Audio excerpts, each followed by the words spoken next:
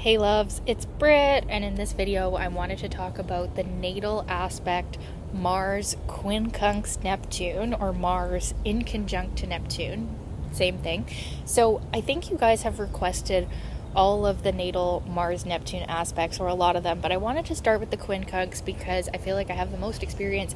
I actually have this one in my natal chart. It's a little bit wide for Quincunx, but it definitely counts because my moon Mars are conjunct and they're in a yod. And so anyways, I've spent a lot of time studying this Quincunx. Actually, quite a few of my best friends also actually have this Quincunx too.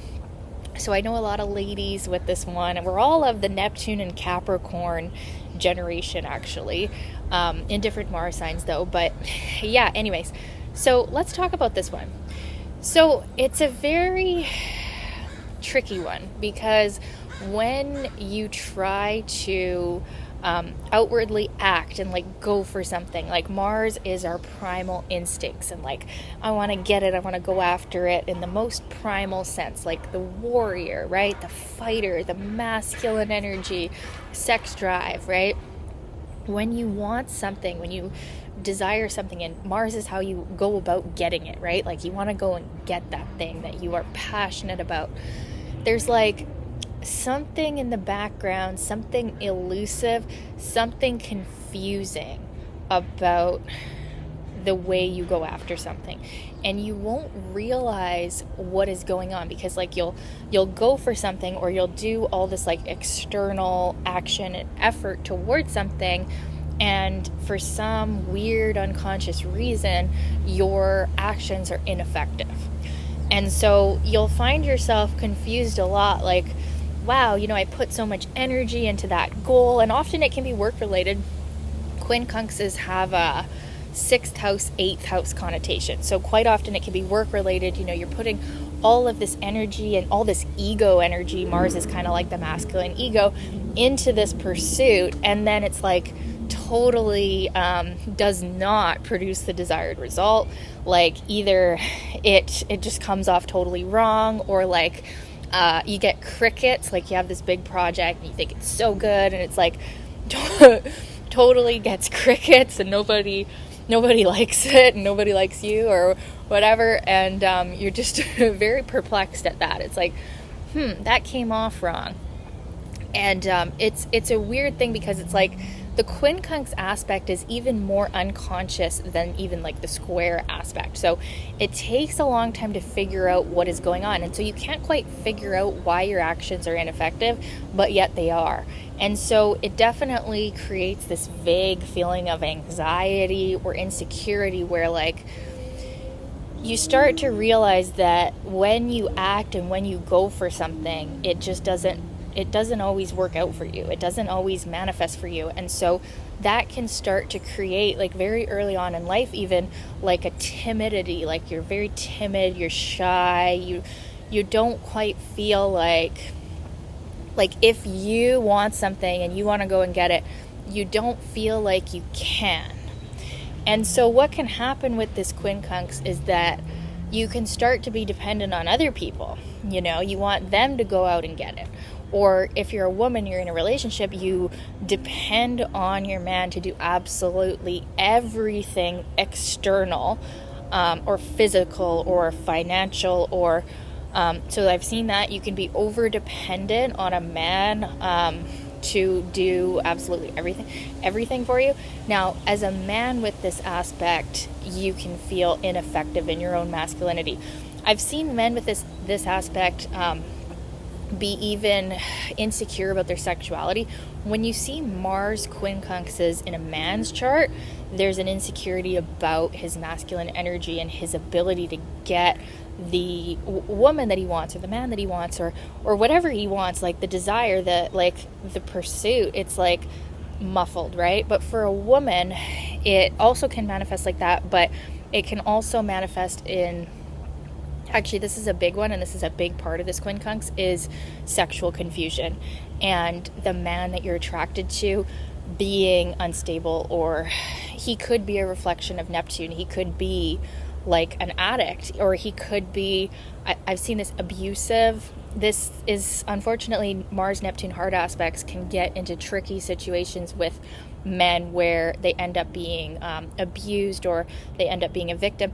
Even in worst case scenarios, you can see this in rape or unwanted sexual experiences, unpleasant sexual experiences. And also, even if it's not that, it's actually really hard to like sexually satisfy someone with a Mars Neptune hard aspect, specifically the Quincunx, because there's always this feeling that like there might be something better out there, because Neptune is the dream and Mars is sexuality, and what you're having and what you're doing in the present moment is never quite enough. And then when you look back on past relationships, you can think, well, actually that was quite good, but in the moment it's never satisfying. And that's, also the problem with Neptune, is this inability to actually be satisfied by like a mortal man. For a woman, or for a man, it's like this inability to be actually satisfied by like real physical tangible sex. So we could see sexual addictions with this Quincunx, because Mars, the physical expression of sexuality, is never quite fulfilled with just a regular normal sex life. So it gets tricky. And because of the nature of the Quincunx, it's like, as a woman, when you go after what you want, the man that you want, it's like there's something vague or there's something unsaid. Like, the most important thing with this Quincunx is to be absolutely clear on everything with the people that you're dating, or in a relationship with, or having a fling with. Like, these are my boundaries. This is what I want from you. This is like the type of relationship I'm seeking, because you might get caught up in relationships where you're actually just being used, or you're actually just, you think it's a relationship, but it's actually a fling. Right? Or you could be deceived, or sometimes you could be the one doing the deceiving. Maybe you're not being totally honest about what you want either, because there is kind of like an evasiveness, or like a ungrounded energy towards sexuality that can show up as you being unclear, or not telling the truth either about what you're really seeking here. So it's definitely a really tricky one. The antidote to Neptune is always be very clear. That is the medicine. That is the remedy. With Mars Quincunx Neptune, grounding is really important too. You're going to find it really helpful, actually like completely necessary and needed, to do some form of like physical exercise that can ground you into the body, because otherwise you're off in this dreamland. And it can be quite an ungrounded position where it's like difficult to deal with like the day-to-day tasks. You're going to have such a way better time with some form of like routine. That's something that's actually really necessary with a Quincunx like this, is like having a stable routine where you do the same thing every day. You also have to be really conscious of your health with this. Unfortunately, you can't really indulge in drugs or alcohol.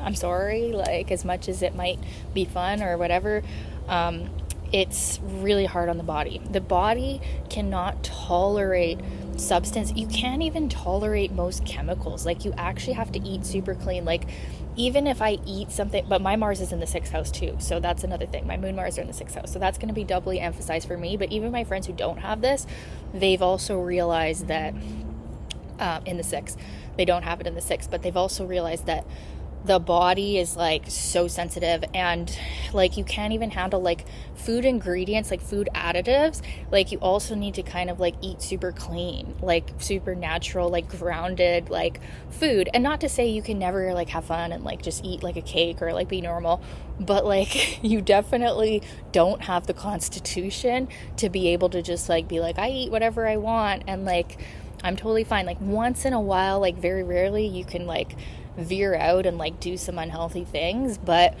it just doesn't work out for you. There can be vague under the surface underlying health conditions. Like, my one friend who has this, like, she had like for years, like so many specialists, so many doctors, they could not figure out what was wrong with her. And I think it's some autoimmune thing now, like they figured it out, but like there could be something like that where it's like you don't quite know what is wrong with you, but like something is very wrong and debilitating. And it's some sort of like confusing ailment that nobody can figure out, right?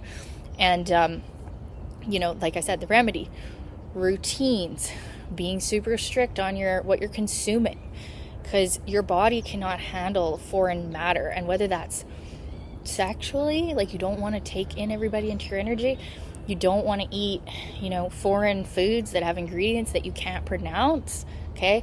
And also like your environment. You're also super sensitive to your environment, your work environment. You can't really work at a job that is like killing your soul with this placement. Like it has to be something that lights you up. You need to be in environments that are uplifting. And like you do have to be stricter with yourself, which is not something that's going to come natural, because you naturally have this kind of open energy that's like, wanting to be everywhere with everyone. It's not super discriminating.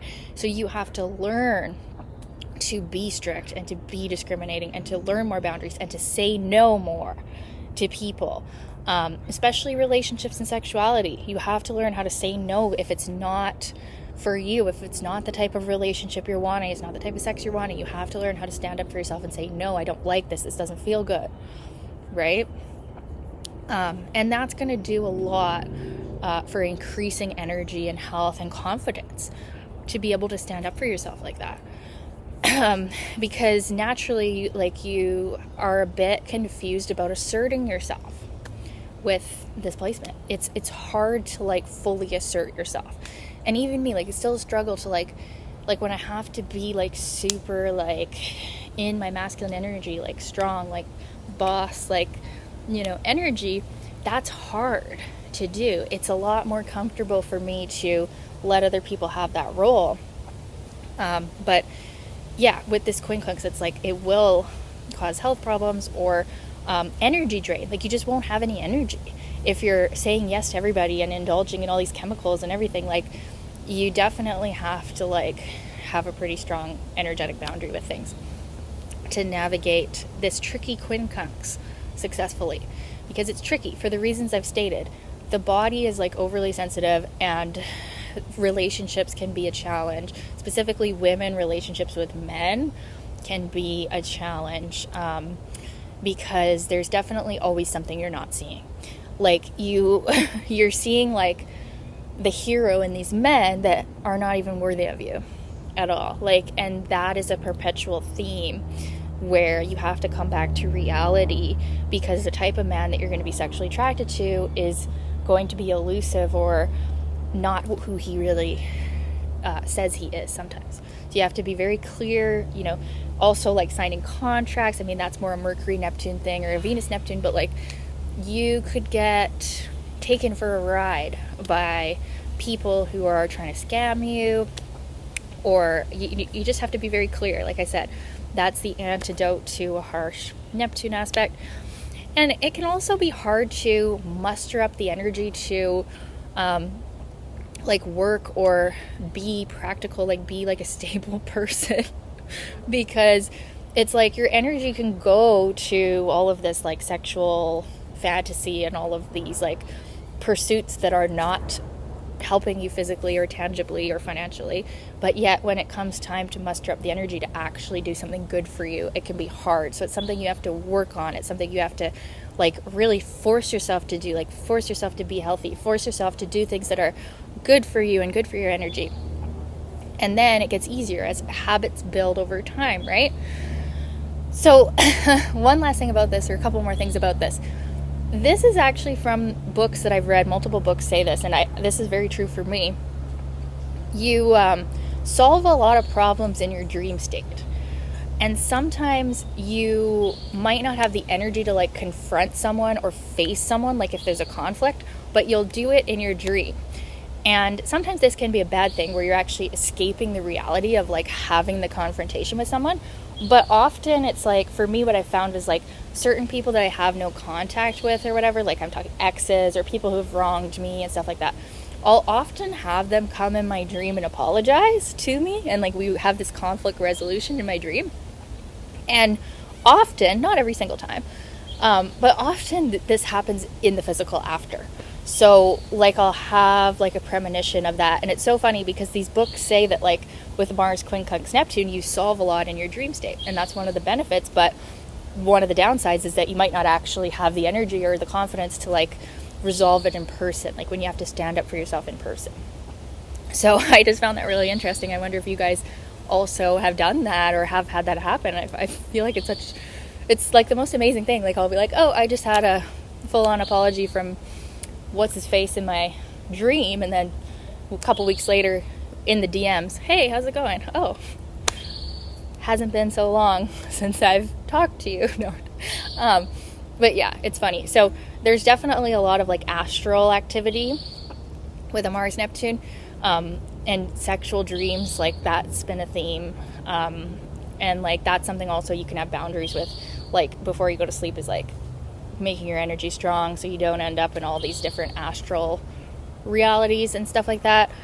And yeah, what this aspect is really good for is creativity and being an artist and having a really unique energy around sexuality and self-expression and the physical body. Like you do have kind of a dreamy vibe.